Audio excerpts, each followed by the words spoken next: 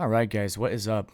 Data here tonight, and we are going to look at how to set up iDRAC7 for any of the Dell R720 server series. So Dell PowerEdge R720 XD, just a regular 720. Doesn't really matter. This should work for any of them as long as it's using iDRAC7. So one of the benefits for this is, and I'll go ahead and start pulling up the iDRAC or logging in while we're doing this. But one of the benefits is if you travel a lot like me and something happens to one of your servers, or you need to reset it, etc. You need to manage it in any way. You need to be able to sometimes physically access your server. Well, how do you do that if you're not physically there? Well, that's where iDRAC comes in, and it is really helpful. It provides something called a virtual console. So basically, you can interact with your server as if you were physically sitting in front of it without actually being next to it. So, that to me is invaluable. So when we get logged in here, so what I've done just to kind of give some context is I have set up my iDRAC to live at this private IP address in my local network. And I just logged in as root. And as you can see, I have an enterprise license, and we'll touch on that in just a second. But what you can see here is the main part of this video is we are able to access the virtual console. So we can launch a virtual console if we want and interact with the machine as if we were sitting in front of it. And then if you don't have enterprise, you can also do a lot of cool stuff. Like you can, you can check on your storage. You can look at all of your physical disks. You can do all of the normal iDRAC things. Inspect your physical disks virtual disks and see how things are set up. So really helpful. iDRAC just helped me a ton in managing, my home lab. So, even if you don't have the enterprise version, this just informational piece is invaluable.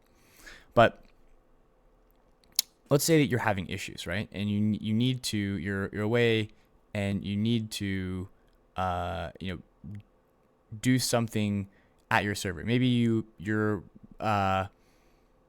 trying to change some SSH settings and you've locked yourself out, and now you have to actually physically be at your server in order to fix it.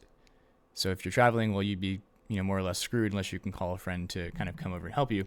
But what we can do, and I'll just show you this quickly to kind of show how neat this is. So what we can do is we can open this up, we can open this with Java, and it's going to open in a different screen here. I'm going to drag this back over, and we can hit continue, run, drag this back over, run again, and then boom, we can interact with the server as if we were physically in front of it. Well, if I can type the password in correctly, we can. And there we go. So now I can do whatever I need to do, go back in and fix the SSH that I messed up so that I can, continue to use my server in the normal way. So just one small example of how this might be useful. But, you kind of get the point, right? This, this might be beneficial for you at some point. So today we're going to learn how to set this up, because it's not actually very, intuitive. And it took me quite a while to figure out how to actually get all this going. So I figured that since I couldn't find any or much about it on YouTube, this might be helpful for some of you guys. So anyway, this is a server I've already set up, but I'm in the process of setting up another one. So we're going to go to that iDRAC now. So we'll go to 80 is where this one is set up. And you can see the difference here as well from enterprise to Express, I believe, is the other. So we'll go ahead and log in as root. All right, so as you can see now, you still have access to most of the features with Express, but we do not have the ability, or one of the things you can't do is access the virtual console, which is one of the most useful parts, at least to me, of iDRAC. So, you can still check on, all of your things, or all of your physical disks, and all of the things about your server. So it's still helpful, but just not as helpful as it could be. So how do we fix this? All right, the first thing we need to do is you're going to go up here to licenses, and you're going to notice that you can import a license. In this case, we don't have one, so I think it defaults to Express. So the first thing we want to do is we want to import a license. So we're going to pause just here for a moment, and that begs the question, okay, if you don't have a license, how can we get an enterprise grade license? Well, you can go through Dell. That's one option, and it's probably going to be hundreds of dollars. I tried contacting the customer support for like 2 weeks and nobody responded back. So, try that if you want, go the official route. But what I found worked really well is I went to eBay, but if we go here, let's go to recently purchased. Okay, so you can see that I purchased an iDRAC7 license, delivery within 12 hours. So, I was skeptical this would work, but I purchased 2 for $134. I figured I would take a chance and see if it worked. I've set one up so far. That was a server that I just showed you, and everything worked perfectly. So, I'll leave this in the link in the video description, in case you want to go this route as well. But either way, whether you go through Dell or you go through some sort of other, kind of third-party seller, it will work either way as long as you have a license key. So anyway, all right, without further ado, the first thing that we're going to do, sorry, I was just trying to find the license keys. So, all right, let's go to import. Let's choose a file. Let's go to desktop. Let's go to, I think I have one called server setup somewhere in here. Yeah, there we go. And then we're going to license keys. Okay, so this is the one I already installed. This is the one that we're about to install. And one thing to note here, you have to interact with, so the seller that I bought from on eBay, he needs the service tags of your servers. Because basically the license gets linked to a particular service tag, and it can't be reused. And this license also, by the way, is for life. So it's $134 to, to have this for life. So, to me, it was worth it as much as I, manage and interact with the servers. But if it's not for you, you can, keep it as enterprise and just disregard this video. Okay, so now we've got that selected. We're going to hit apply.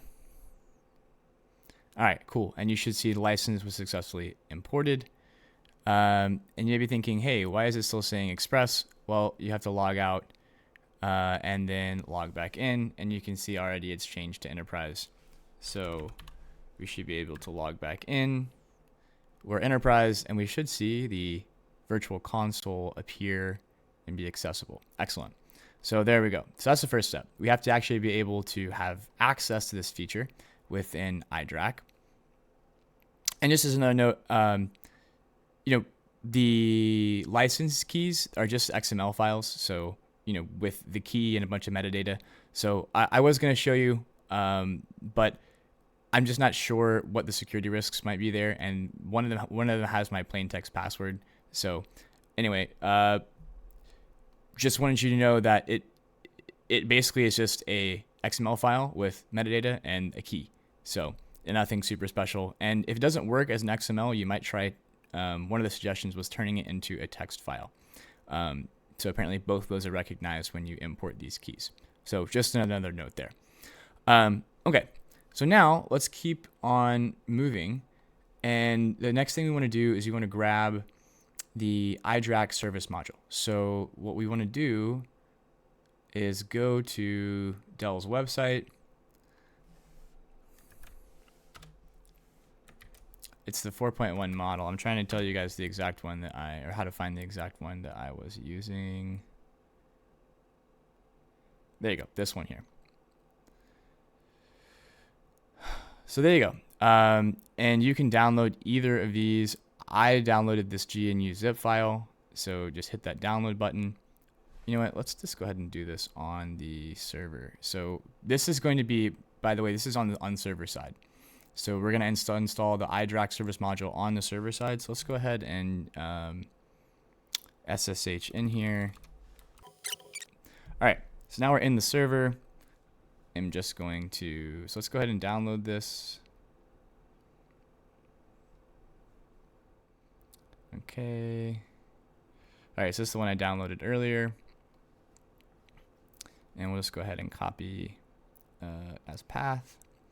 So we'll say SCP, and we want to copy from where we are locally. And we want to copy that to the remote server, which is, in this case, SDK. This is an underscore. There we go. So now we can do the same thing. And there we go. So now it's copied over. So that was a really long way to copy over something onto our remote server. So now let's go ahead and SSH in again. Okay, so now what we need to do is we need to make sure, first of all, that it's copied in the correct directory. So, all right, there we go. So now let's extract it. So we're going to use this command, and I'll make this bigger so it's easier to see. Like I said last time, it's just the tar, unzip, and then we're zipping it to a top level folder. So all of the subfolders are going to be in the folder named, or the top level folder named this. So there we go. Okay, so now we have the directory created, so we can see the end of that. Okay. All right, now there's a SSH setup file here. So the problem is this is made to work with 20.04. However, 22.04 is now the newest LTS version, and this hasn't caught up. So we're gonna have to modify this setup script a little bit so that it works.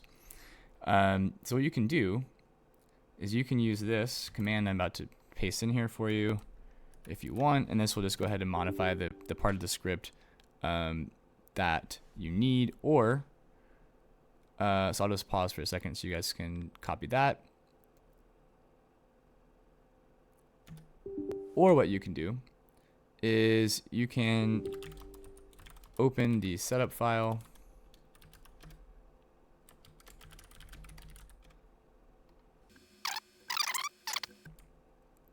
So this is going to say if OS is Ubuntu and the version is 20, then we're going to do all this other stuff.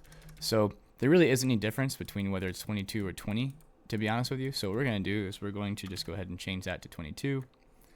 And then the script should run.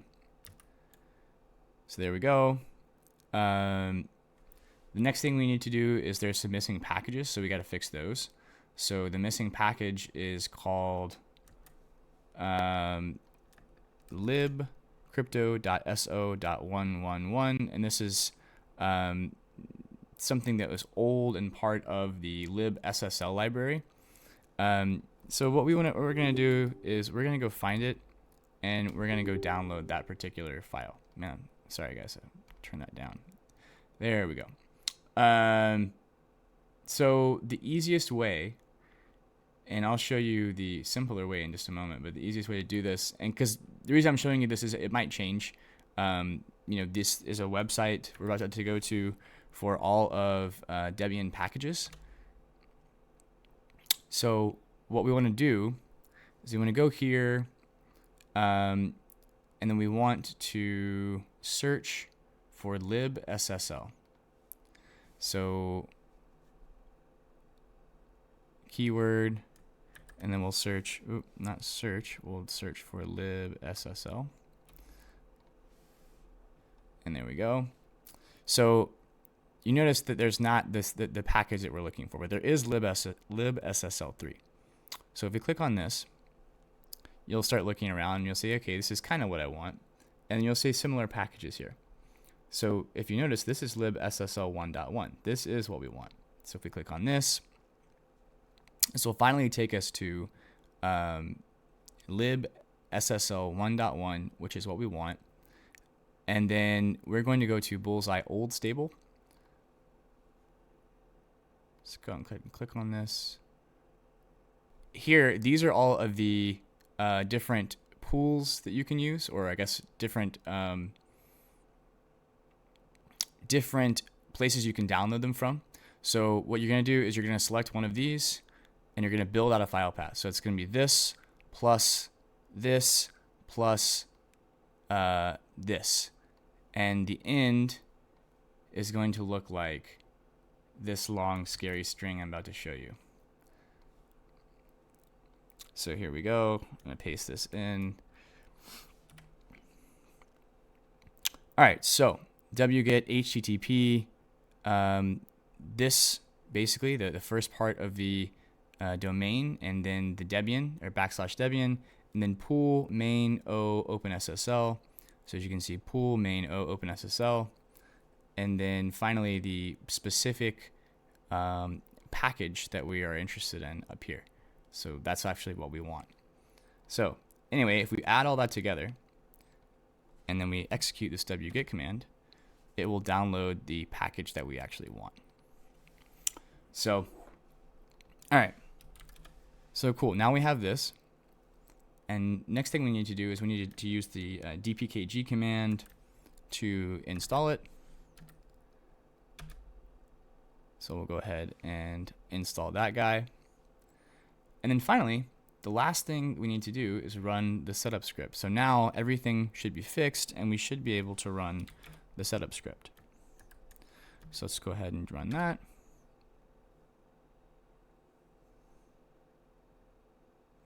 All right, so let's scroll down, accept the license terms.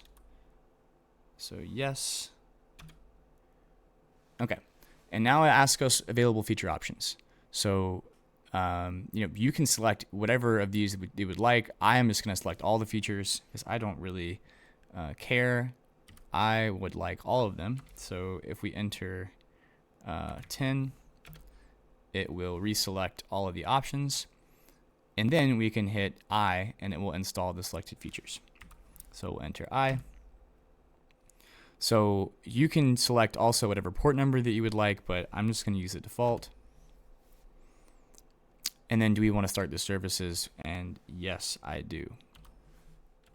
All right, guys. So that's great. So it says ISM communication with iDRAC established successfully. So that's exactly what we're looking for. And everything on the server side now is done. So in my case, I'm going to go ahead and just clean up these packages. So we'll remove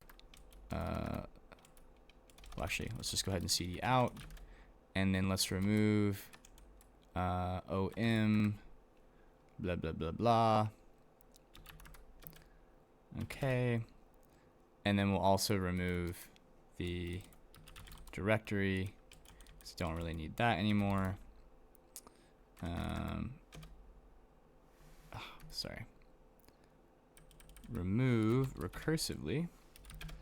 All right, excellent. So there we go. Everything is installed, or cleaned up, I should say, on the server side. So now what we're going to do is we are going to go to the client side, so this Windows machine here, and we are going to get it ready so that we can access, or do what I showed you in the beginning, and actually access the virtual console. So let me go ahead and get out of all of this stuff. Well, I'll go ahead and get out of this. I'll leave the iDRAC up. Okay, so now what we want to do is we want to go to this website. So I'll go ahead and paste, and I know I've been pasting in a lot of stuff. I'll leave the notes for this whole thing in the video description. So if you guys, this is too long or you don't care, you guys can skip this and just follow the notes. All right, but for those of you that want to stick around, you guys can check out this website. So it's megocollector.com, and it's basically a blog post about somebody that had similar issues and what they did. So basically, the reason why iDRAC7 fails, or why you may not be able to access it, is that you don't have Java 8 installed on the client side. So what we're going to do is we are going to download and install Java, and then I'll show you how to set those files up like earlier so you can access the virtual console. So the first thing we need to do is we need to go to Java's website. So we'll go to search for Java downloads.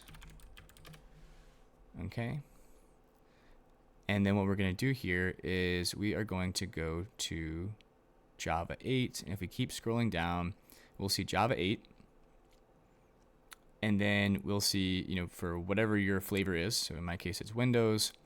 And then I am going to download the x64 installer. So unfortunately, guys, this will require you to create an account with Oracle. Just use a throwaway email if you don't want to get scammed. So, or if you don't want to get spammed by Oracle. So anyway, create the account if you want, and then you'll be able to download Java 8. So I'm not really going to speak anymore on that. All right, next thing. You need to modify the Java security configuration file. So what you want to do is go to, so the easiest way to do this is open a terminal, or at least on Windows I found, is open a terminal and then run it as administrator. Okay, and then you're going to go into, so cd into C, program files, there we go, java.java.re-1 lib and security. So,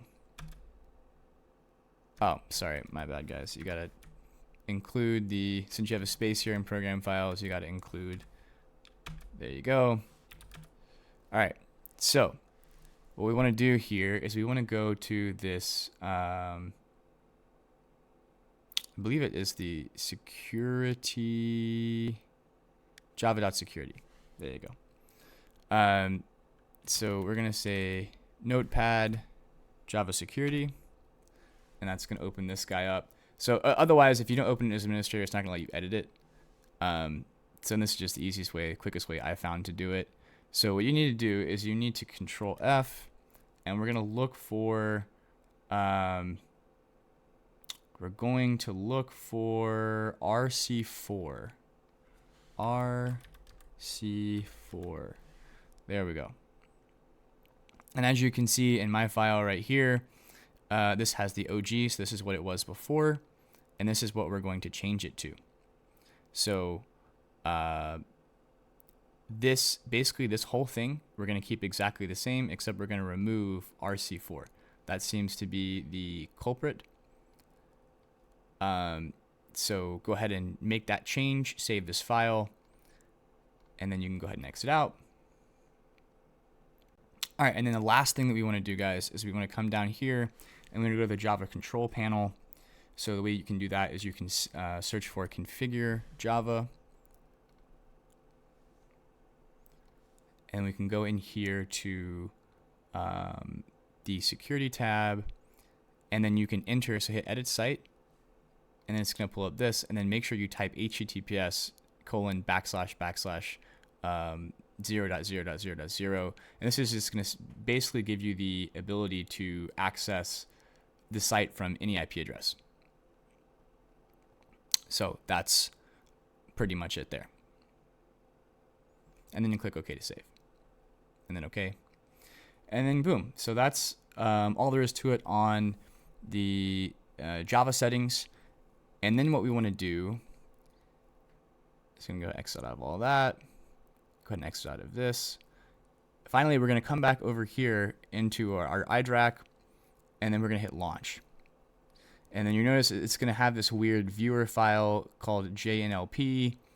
So basically, this is a Java file that is like a way to, it structures a web page and has like the metadata needed to log into this iDRAC so that you can kind of have a GUI present on your local machine. So we'll go ahead and open that now. So basically what this is a file, as you can see, it's just giving the metadata and then saying, okay, hey, here's where you access, on what IP address, on what port, for all of these different, related services. All right, and then what it does is it exports you a temporary username and password. So if you don't want to have to regenerate this file every time, what you can do is you can go ahead and put your whatever your root or a username and password for the iDRAC that is root, has root capabilities or root permissions, I guess I should say.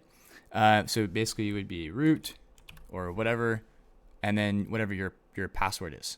So obviously I'm not going to put mine in on camera, but just know that's how you would get this to work.